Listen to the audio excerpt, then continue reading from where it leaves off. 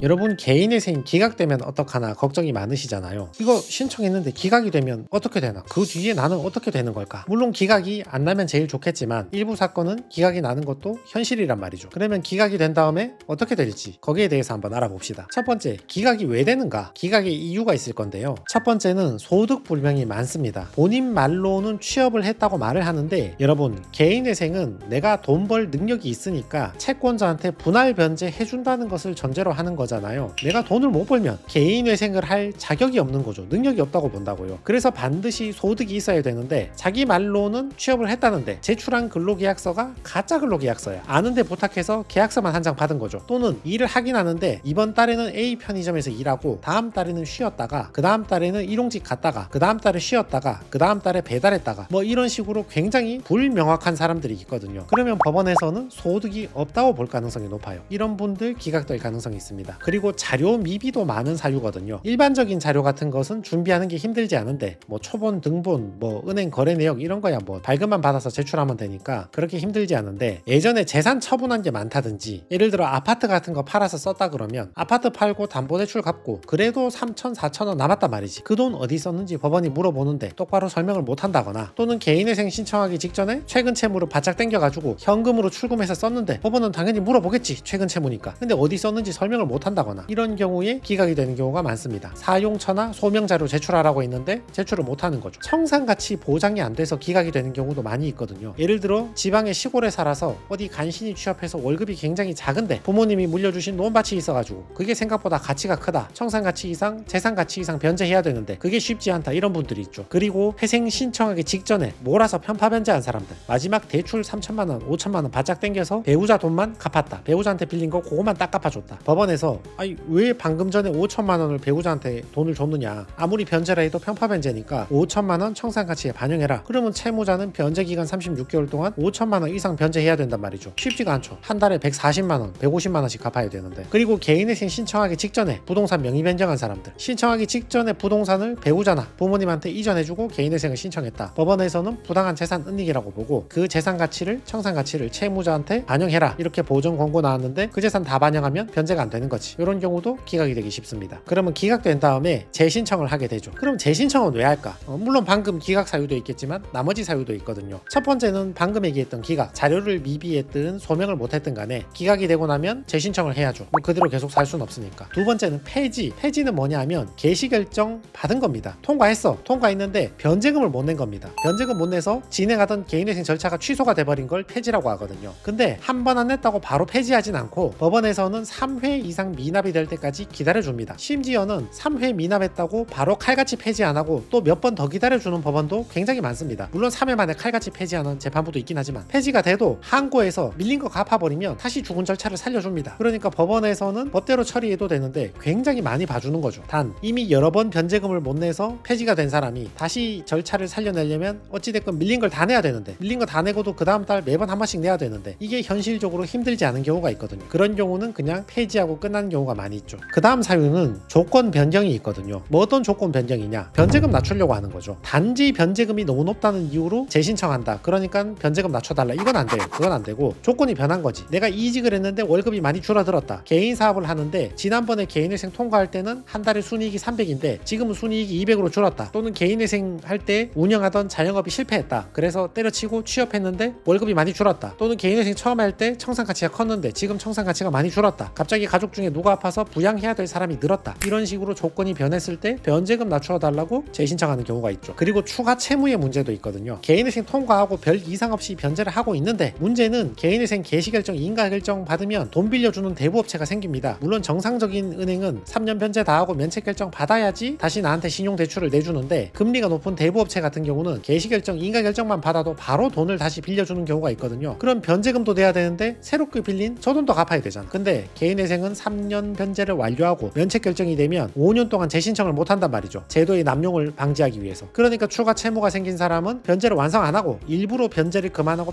폐지시켜가지고 새로 생긴 채무까지 엎어가지고 재신청을 하는 경우가 많이 있죠. 아니 몇 달 전에 개인회생 개시결정 받고 누가 저걸 다시 돈을 추가 채무를 빌려서 저런 사람이 있냐? 그렇게 궁금해할 수도 있지만 도박이나 코인이나 모바일 카지노, 해외 선물 이런 분들이 추가 채무가 생기는 경우가 많이 있습니다. 특히 젊은 친구들 코인 해외 선물 사이트 30배 레버리지 이런 거 있잖아요. 또는 또는 모바일 카지노 이런 거 한 방 잘 땡기면 200만원 1000만원씩 버는데 갑자기 저거 그만두고 어디 취업해가지고 한 달에 200만원 벌려니까 현타가 오는 거죠. 도저히 이렇게 돈 벌어가지고 변제금 내고 사는 거 너무 힘들다, 이렇게 못 살겠다, 옛날에 그 손맛을 잊지 못하고 다시 땡겨가지고 한 500만 땡겨가지고 얼른 벌어가지고 갚아야지, 이러다가 일을 망치는 경우가 많습니다. 또 하나는 약간 안 좋은 재신청인데 기대치가 높아서 재신청하는 분이 있거든요. 분명히 정상적으로 종결됐어, 크게 무리가 있는 변제 계획안도 아니고 정상적인 종결인데 채무자 본인 기대치가 높아가지고 더 좋은 조건을 받고 싶은 거야. 그러니까 여기저기 물어보고 다니겠지. 그러면 일부 상담원들은 나쁜 말만 하는 경우가 많거든요. 왜냐면 한 건 수임해야 되니까. 원래 다 지나고 나서 흠을 잡고 트집을 잡는 것은 매우 쉬운 일입니다. 그러니까 여러분이 어디 가서 물어보면 흠 잡고 트집 잡고 잘못됐다, 재신청하자, 이렇게 말할 가능성이 어느 정도 있겠죠. 그렇게 재신청해서 좋은 결과가 나오면 다행인데 조건도 변한 게 없고 이전 사건이 특별히 잘못된 것도 없으면 똑같은 결과가 나올 가능성이 높거든요. 좀 의미 없는 재신청이 될 수도 있죠. 자, 그럼 재신청하면 뭐가 달라지나? 기각이든 폐지든 추가 채무든 아무튼 재신청을 했어. 그럼 뭐가 달라지나? 첫 번째, 금지 명령 나올 타율이 내려갑니다. 제도의 남용이잖아요. 좀 극단적인 예를 들어서 개인회생 변제금 낼 생각도 없이 신청해서 금지 명령 받고 재판 계속 연기하면서 지연시키면서 독촉은 피하고, 그리고 변제금 한두 번 내다가 더 이상 안 내고 폐지하고, 그리고 다시 개인회생 신청해서 금지 명령 또 받아가지고 계속 재판 연기하면서 독촉은 피하면서 변제할 생각도 없으면서 개시 결정 받고 변제 한두 번 하다가 3번 연체하고 6번 연체하고 폐지 결정 받으면 항고해가지고 낸다 해놓고 또 시간 버티다가, 이런 식으로 되면 개인회생의 금지 명령 제도 자체가 그야말로 채무자 손에 남용이 되기 때문에 재신청 이후로 금지 명령이 나올 가능성이 내려갑니다. 무조건 안 된다까지는 아닌데 내려갑니다. 대신 정당한 사유가 있으면, 뭔가 실직을 했다거나 사업이 망해서 폐업했다거나 병원 신세를 진다거나 이런 경우에는 그나마 가능성이 좀 높습니다. 재신청을 했기 때문에 이번에 사건을 받은 회생위원은 이전 개인회생 사건 기록을 전부 검토합니다. 옛날 거 뭐 내가 사기치다 걸려서 기각됐는데 이번에 신청하면 모르겠지, 아닙니다. 다 합니다. 옛날하고 지금 사건 다 비교합니다. 옛날 사건 지금 사건 비교해서 재산이 줄었나, 소득이 늘었나 줄었나, 부양가족이 늘었나 줄었나, 어디에서 꼼수를 부리고 신청하는 건지 확인을 합니다. 그러니까 더 엄격한 심사가 될 수밖에 없는 거죠. 옛날 거하고 지금 거하고 다 검토를 하니까. 그렇다고 너무 비관적으로 보실 것도 없는 게, 그냥 예전에 서류 미비나 뭔가 흠결이 있으니까 기각이 났잖아요. 그리고 재신청할 때 그 흠결을 보완한 거야. 준비하라는 서류도 보완했고 소명 자료도 보완했고 다 준비했어. 그러면 개시인가가 문제없이 나옵니다. 왜냐하면 개인회생은 횟수 제한이 없거든요. 3년 변제를 완료하면 5년을 기다려야 되는데 3년 완료를 안 하고 그 전에 기각이 되거나 변제하다 포기하고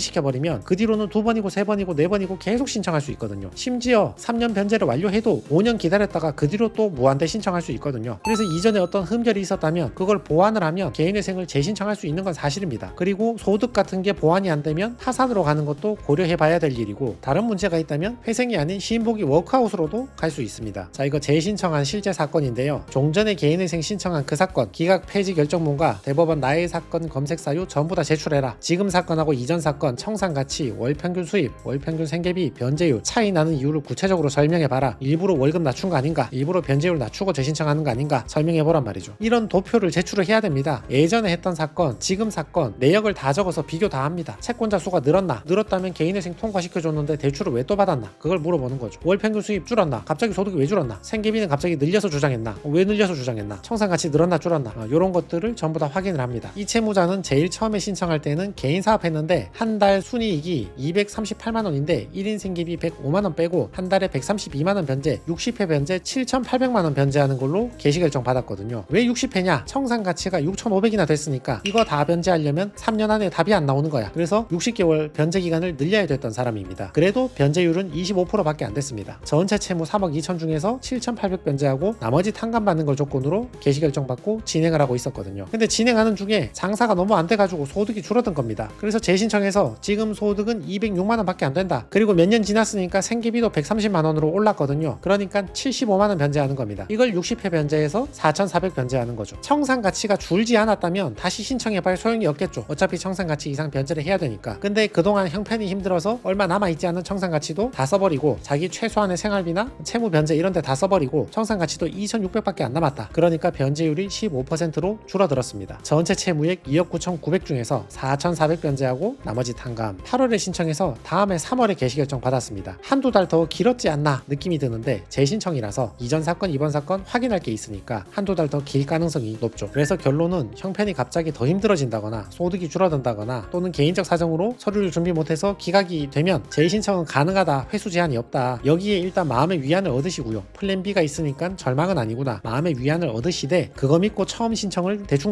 하시면 안 되고 애초에 처음 신청했던 거 최선을 다해서 보정 소송 서류 잘 제출하시고 웬만하면 미납하지 말고 36개월 완주하시기를 바랍니다. 그래도 안 되면 플랜 B가 있긴 있으니까 절망까지는 아니지만 웬만하면 하던 걸 잘하자.